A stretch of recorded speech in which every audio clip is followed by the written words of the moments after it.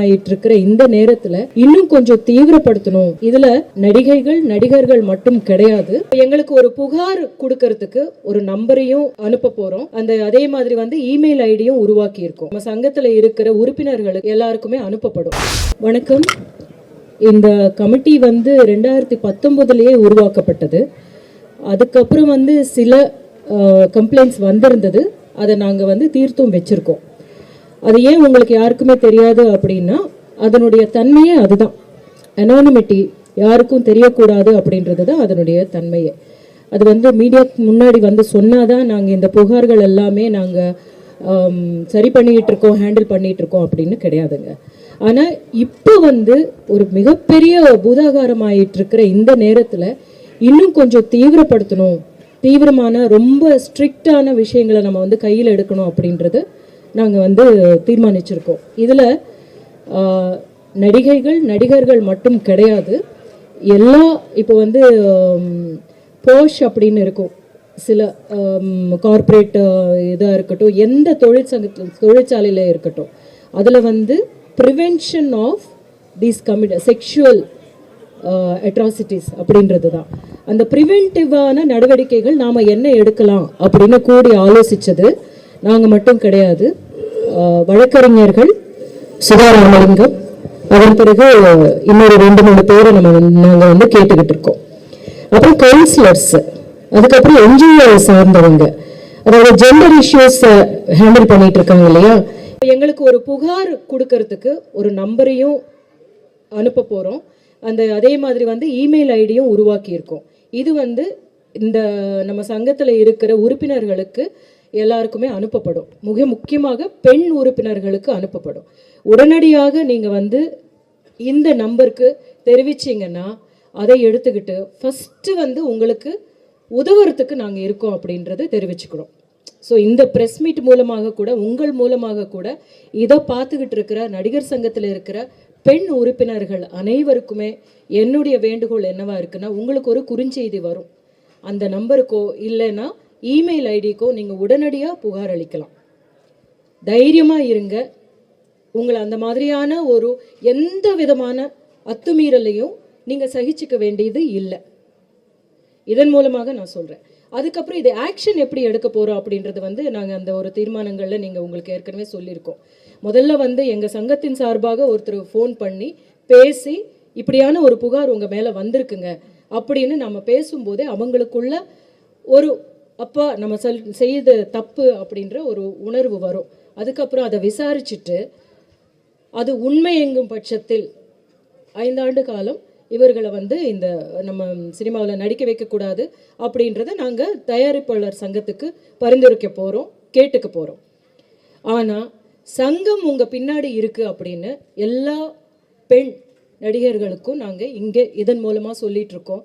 நீங்கள் பயப்படாமல், எதுக்குமே நீங்கள் பயப்பட தேவையில்லை. உடனடியாக புகார் அளிச்சிங்கன்னா ஆக்ஷன் எடுக்கப்படும்.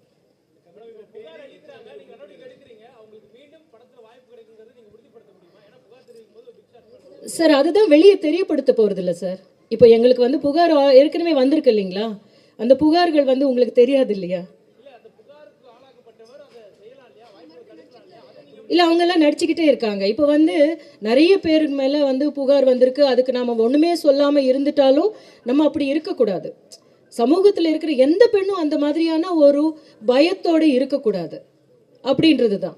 ஸோ நம்ம என்ன செய்கிறோம்னா, அவங்க எல்லாம் நடிச்சுக்கிட்டும் இருக்காங்க, புகார் அளிச்சிருக்காங்க, நாம் ஒரு நடவடிக்கை எடுத்திருக்கோம், அவங்களுக்கு எல்லாம் சொல்லியிருக்கோம்.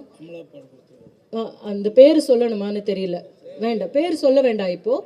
அப்போ அதனால் அவங்க நடிக்காமல் இருந்ததே கிடையாது. அதனால் அதை சொல்லி பயமுறுத்த வேண்டாம் அப்படின்றத நம்மளும் சொல்ல வேண்டாம் இல்லையா?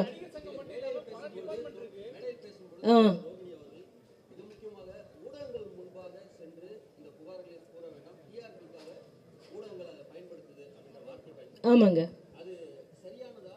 இல்லை சார், நான் ஒரே ஒரு விஷயம் நான் கேட்குறேங்க, ஒரே ஒரு விஷயம். நீங்கள் கேட்ட கேள்வி எனக்கு தெரியுதுங்க.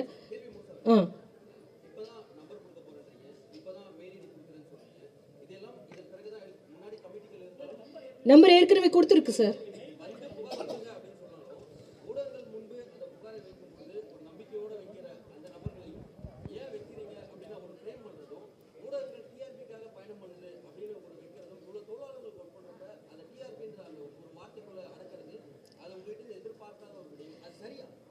சரி, நான் இங்கே என்ன சொல்கிறேன்னா வந்து பெண்களுக்கு எதிரான இந்த மாதிரியான மீறல்களோ இந்த மாதிரியான குற்றச்சாட்டுகளோ எந்த துறையிலேயே வந்தாலும் பெருசுப்படுத்துறதை விட சினிமா துறையில் இருக்கிற பெண்கள் மேலே வந்திருக்கிற புகார்களையோ இல்லை அவங்களுக்கு நடந்திருக்கிறதோ இல்லையோ அப்படின்னு தெரியறதுக்கு முன்னாடியே அதை வந்து மிகப்பெரிய ஒரு பூதாகாரம் ஆக்குறதோ.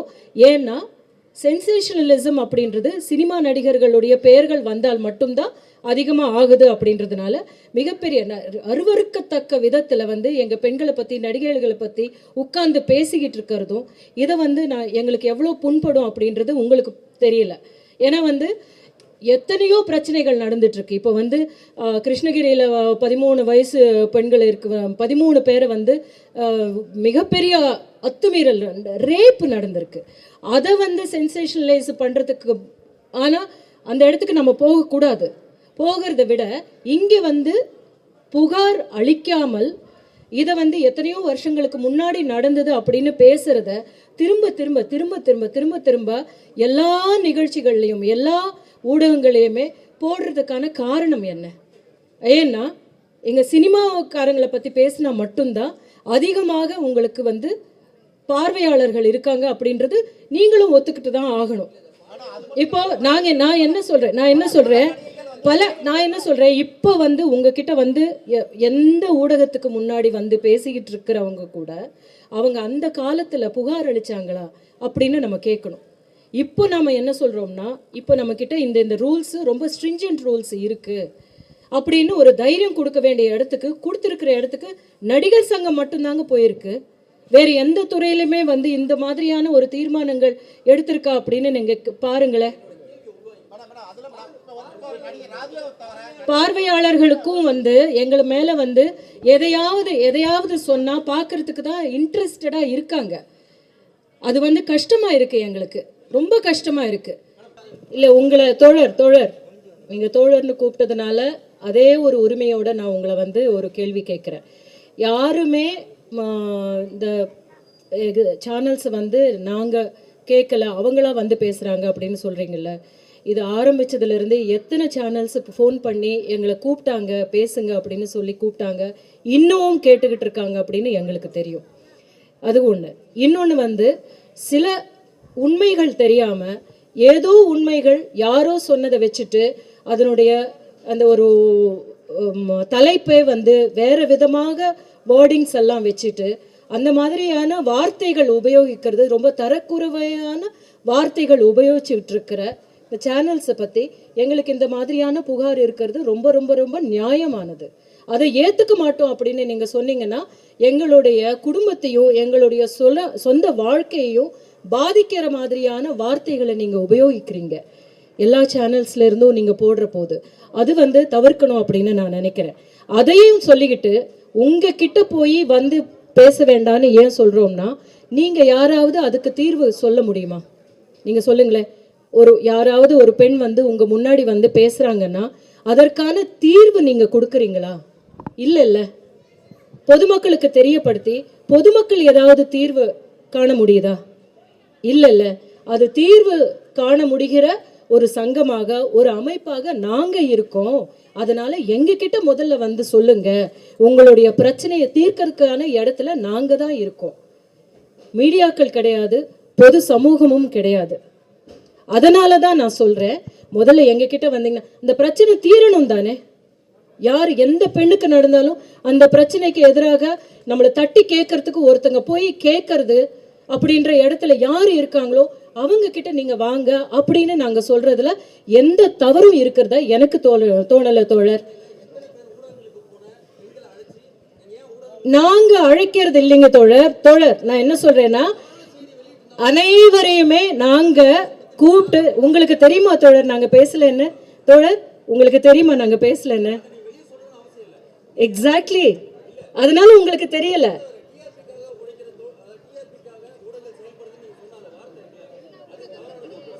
எல்லா ஊடகங்களும் கிடையாதுங்க.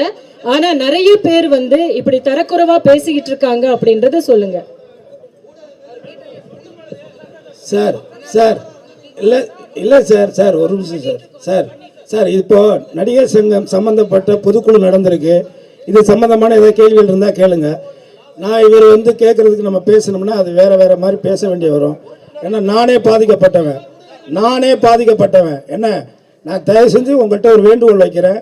இங்கே நோக்கம் வந்து பொதுக்குழு நடந்திருக்கு. பொதுக்குழு சம்பந்தமாட்டமான நியாயமான கேள்விகளை கேளுங்க. அதான் எல்லாருக்கும் நல்லது.